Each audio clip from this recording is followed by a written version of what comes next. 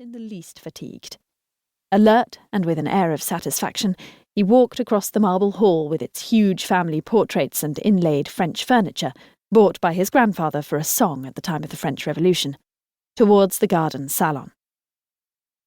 2 footmen in the Selchester livery of blue and yellow flung open double mahogany doors, and his Grace passed through them into a really delightful room running the whole breadth of the house. It had no less than 5 windows opening onto the large garden that lay behind the enormous grey stone mansion that was enriched by turrets that had been built by the Duke's grandfather. The garden, bathed in spring sunshine, was ablaze with daffodils and crocuses. The formal walks, like the paved terrace, were edged with hyacinths and tulips, which, all of identically the same height and growth, gave by their uniformity the impression of being like soldiers on parade. It was the king, when he was the Prince Regent, who had teased the Duke a few years earlier by calling him his most noble perfection, and the joke had become a fact rather than a jest. Almost unconsciously, he had begun to expect perfection around him, so that everyone in his household strove not only to serve him to the very best of their ability, but almost to perform miracles, because he expected it of them. He had been sure, his Grace thought now with complacency, that his horses could quite easily beat the record from Epsom to London set by Lord Fletcher, a notable whip, 3 years earlier. He was much looking forward to telling the 4-horse club of his achievement, and he well knew that it would infuriate a number of his contemporaries who had themselves tried over and over again to achieve a new record, and failed.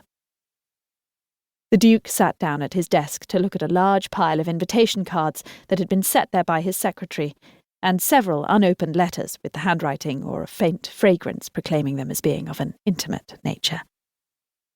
The Duke glanced at them without any particular interest. Then, as with an air of boredom, he picked up one of the letters and an emerald-studded letter-opener shaped like a dagger. His secretary, Mr. Greystone, came into the room and stood, bowing respectfully. A grey-haired man of middle age, it was on his shoulders that the smooth running of his Grace's residences rested. And chief among them was Selchester Castle in Kent, Selchester House in London, a hunting lodge in Leicestershire, and an enormous mansion in Northumberland. The engagement of senior staff, the payment of wages, both those of the households and of the estates, were all under his jurisdiction. He had, it was true, the services of solicitors and accountants, major-domos and junior secretaries to help him, but his was the hand that kept the whole complicated ducal state in motion. Yet never for a moment did Mr. Greystone approach his master with anything but humble civility, a commendable attitude that the Duke accepted without question.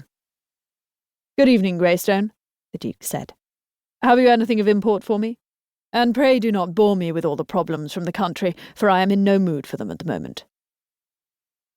"No, indeed, Your Grace. There are no problems. I only came to inform Your Grace that the arrangements that you requested have been made for your departure tomorrow.